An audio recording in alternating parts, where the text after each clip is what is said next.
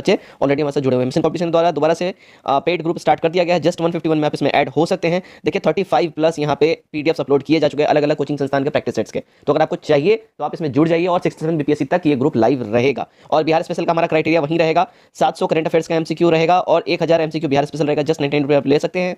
9708350094 इस नंबर पे आप लोग व्हाट्सएप पे स्क्रीनशॉट सेंड करें पेमेंट करके, और पेटीएम गूगल पे फोन पे आप किसी माध्यम से कर सकते हैं। साथ ही साथ मैं आपको बता दूं, देखिए 3600 प्लस साइंस स्पेशल एमसीक्यू ये आप ले सकते हैं हमसे जस्ट 149 रुपीज़ में। क्राइटेरिया यही रहेगा। इसी नंबर पे आपको स्क्रीनशॉट सेंड करना है पेमेंट का, और आपको वहाँ पे एक बार में सबका सब पीडीएफ दे दिया जाएगा। अगर किसी बच्चे को ग्रुप में नहीं ऐड होना है, इंडिविजुअल अगर आपको हमसे पीडीएफ चाहिए तो इसका स्क्रीनशॉट आप ले लीजिए, आपको इंडिविजुअली सब कुछ प्रोवाइड कर दिया जाएगा। ओके, चलिए वीडियो स्टार्ट करते हैं।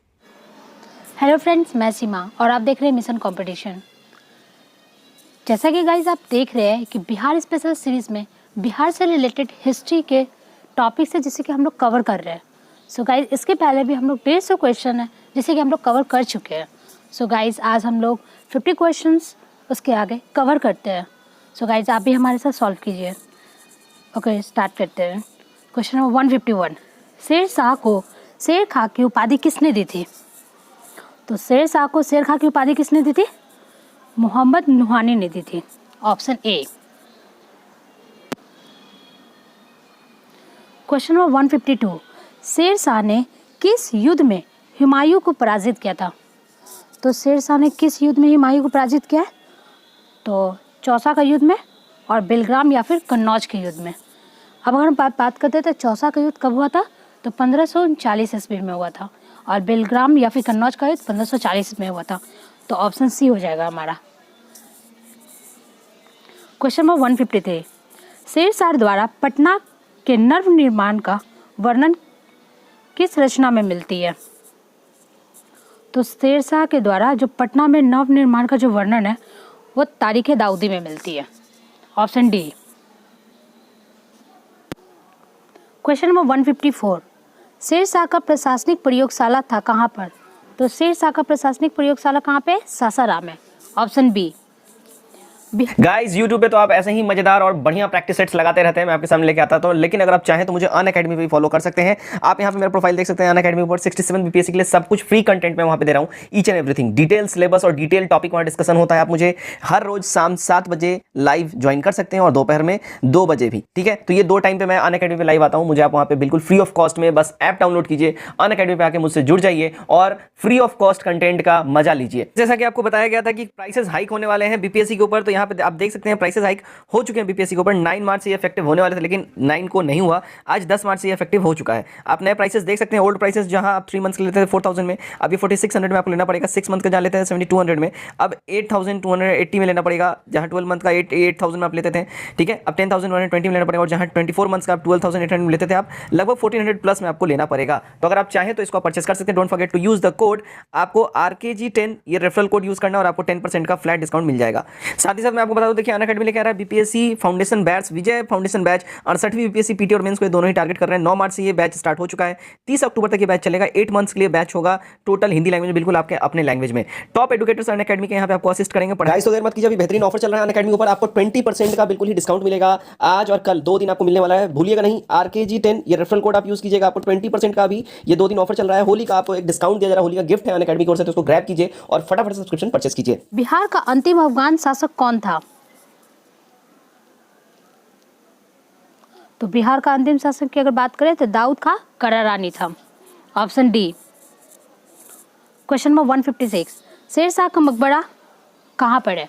तो शेर शाह का मकबरा कहाँ है? सासाराम है। Option D. Question number 157, Sher Shah द्वारा कौन सा कार्य किया गया है? तो शेर शाह के द्वारा जब्ती प्रणाली की भी शुरुआत की है, सिकंदरी गर्ज एवं स्वर्ण की मंडी की भी प्रयोग किया गया, और रुपए का प्रचलन भी। तो इस तरह गाइस हो जाएगा हमारा option D right answer.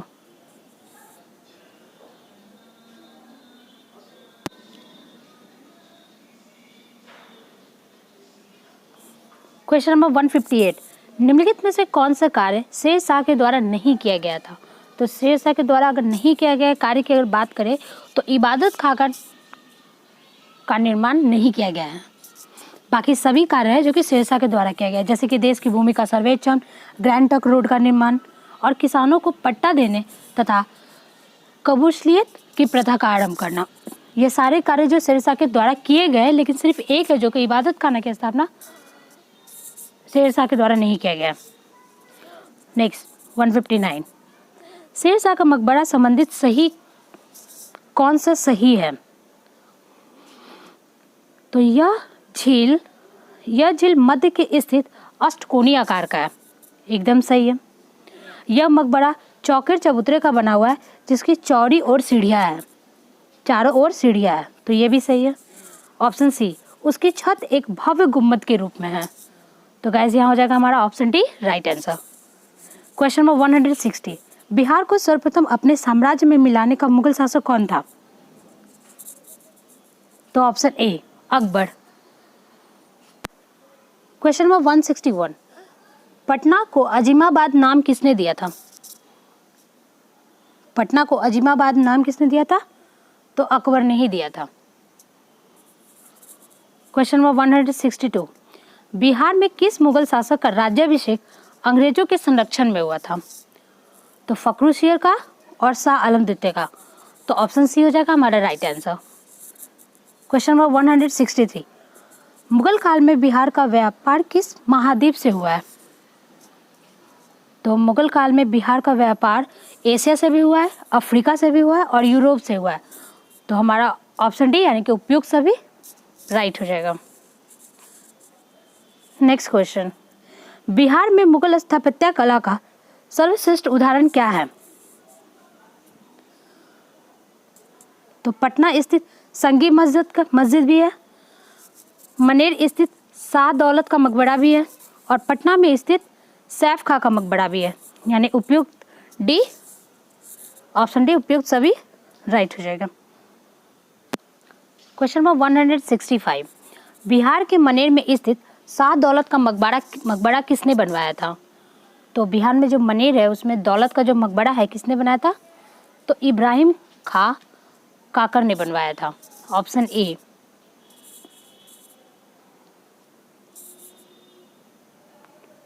One 166, Bihar के मनेर में स्थित शाह दौलत का मकबरा से संबंधित सही क्या है? तो यह निर्माण लाल पत्थर से हुआ है, ये भी सही है, और इस पर अकबर के अधीन विकसित संस्कृति शैली का प्रभाव है। तो ऑप्शन सी हो जाएगा राइट, ए और बी। क्वेश्चन नंबर 167, बिहार के क्षेत्र में सर्वप्रथम कौन आया था? सबसे पहले बिहार के क्षेत्र में सबसे पहले कौन आया था? तो पुर्तगाली लोग आया था, ऑप्शन सी। क्वेश्चन नंबर 168, अंग्रेजों ने 1620 ईस्वी में बिहार में सर्वप्रथम कहाँ अपनी व्यापारिक केंद्र स्थापित करने का प्रयास किया था? तो कहाँ पर प्रयास किया था? तो आलमगंज में। आलमगंज कहाँ पे पड़ता है? पटना में। तो ऑप्शन ए। नेक्स्ट, बिहार में डच यानी हॉलैंड या फिर नीदरलैंड फैक्ट्री की स्थापना कब की गई थी? 1932 ईस्वी में। मतलब कि डच ईस्ट इंडिया कंपनी की स्थापना कब हुई थी? 1962। कहाँ पर? बिहार में। 170, किस यात्री ने मुगल काल में पटना की संख्या 2 लाख बताई है?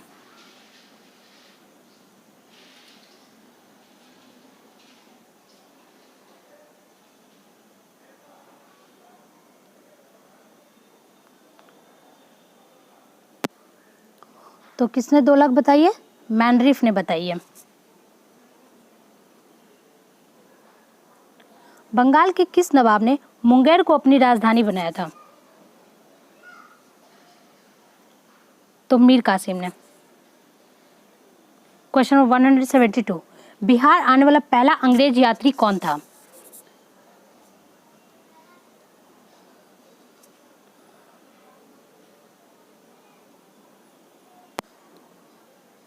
तो आंसर हो जाएगा मीर जाफर, पीटर मुंडे। यानी बिहार आने वाला पहला अंग्रेज यात्री कौन था? तो पीटर मुंडे था। 173, बिहार में ब्रिटिश सत्ता का सर्वप्रथम विरोध किसने किया था? तो बिहार में जो ब्रिटिश सत्ता उसका विरोध सबसे पहले किसने किया था? तो मीर कासिम ने ही किया था। 150 डी ऑप्शन। 174,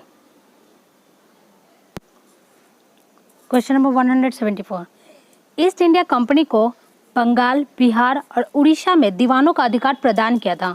किसने प्रदान किया था? तो शाह आलम द्वितीय ने दिया था। नेक्स्ट, मीर कासिम ने अपनी राजधानी मुर्शिदाबाद से हटाकर मुंगेर क्यों लाया था?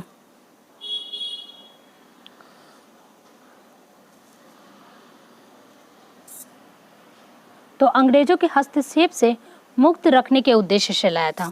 तो ऑप्शन सी हो जाएगा। क्वेश्चन नंबर 176, पटना में गोलघर का निर्माण क्यों किया गया था? तो पटना में गोलघर का निर्माण क्यों हुआ था? तो अनाज के भंडारण के हेतु किया गया था।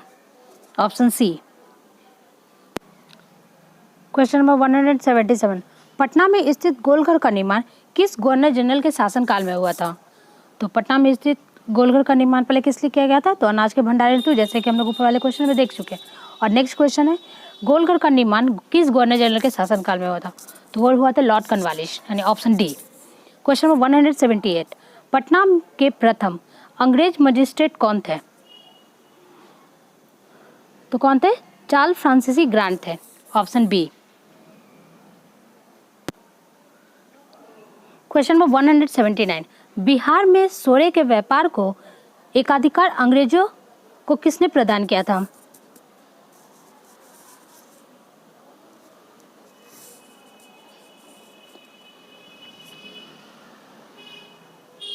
मीर जाफर ने, option B.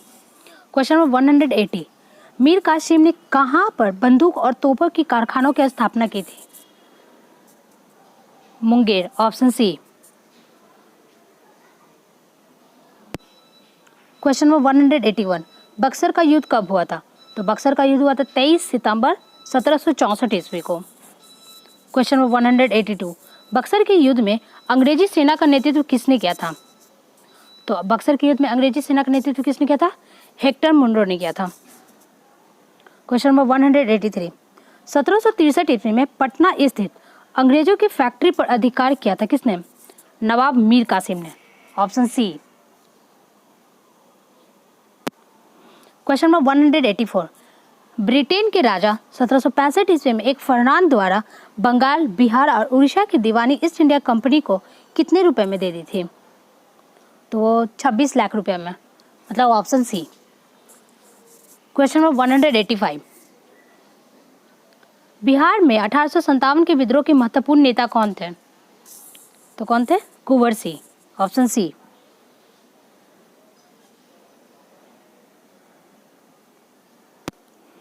Question number 186, Jagdishpur में किसने बंदूकें और गोला बारूद बनाने का एक कारखाना स्थापित किया था?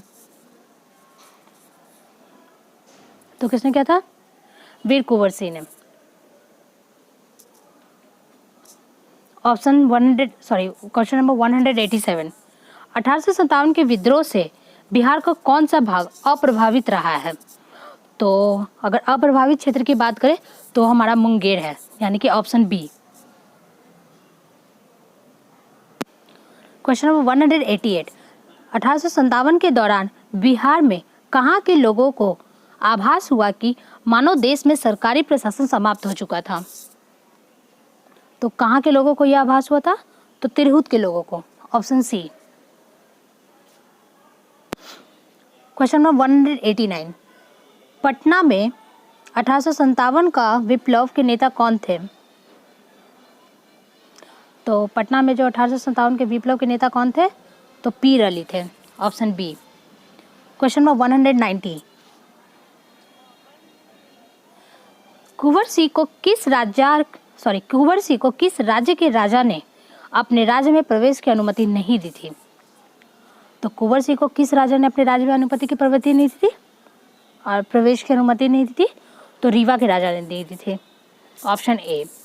क्वेश्चन नंबर 191, कुंवर सिंह ने अपने अंतिम समय में किस अंग्रेज कैप्टन के साथ युद्ध किया था? लीग्रैंड के साथ किया था, ऑप्शन बी। 192, कुंवर सिंह ने किस युद्ध में नाना साहेब का सहयोग किया था? तो कानपुर की लड़ाई में किया था, option B. Question number 193, Bihar में 1857 के आंदोलन के दौरान पटना के किस अंग्रेज कमिश्नर को जमींदारों ने सहायता दी थी?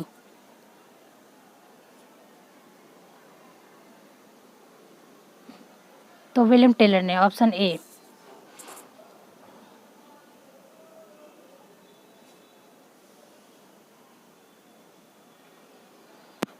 क्वेश्चन नंबर 194, पटना में कब 1857 का व्यापक विद्रोह हुआ था?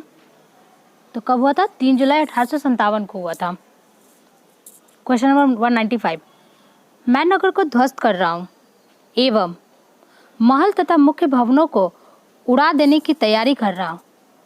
आज मैंने कुंवर सिंह द्वारा हाल ही में बड़ी धनराशि खर्च करके बनवाए गए मंदिरों को अंशतः तोड़वा दिया है। यह कथन किसने कहा था? यह कथन किसका है? तो ये विसेल आयर का था, ऑप्शन ए। क्वेश्चन नंबर 196, 1857 के आंदोलन के दौरान अंग्रेजों के विरुद्ध छापामार युद्ध किसने लड़ा था? तो अमर सिंह ने लड़ा था, ऑप्शन ए। 197, किस पहाड़ियों से अमर सिंह अंग्रेजों की सेना के विरुद्ध छापामार युद्ध करता है? तो किस पहाड़ी? तो राजगीर की पहाड़ी से, option A. Question number 198, Danapur के सैनिकों ने कब अमेरिकी कंपनी के विरोध विद्रोह किया था? तो 27 मई 1857 को विद्रोह किया था, ऑप्शन सी। और गाइज आज के सेट का हमारा लास्ट क्वेश्चन है, बिहार में 1857 की क्रांति के नेता बाबू कुंवर सिंह का देहांत कब हुआ था? तो 17 जून 1858 को हुआ था। Okay guys, I hope so आप लोग को आज का सेट अच्छा लगा हो। अपने स्कोर कमेंट बॉक्स में ज़रूर कमेंट करें। ओके गाइज, कल फिर मिलते हैं एक नए सेट के साथ। Thank you.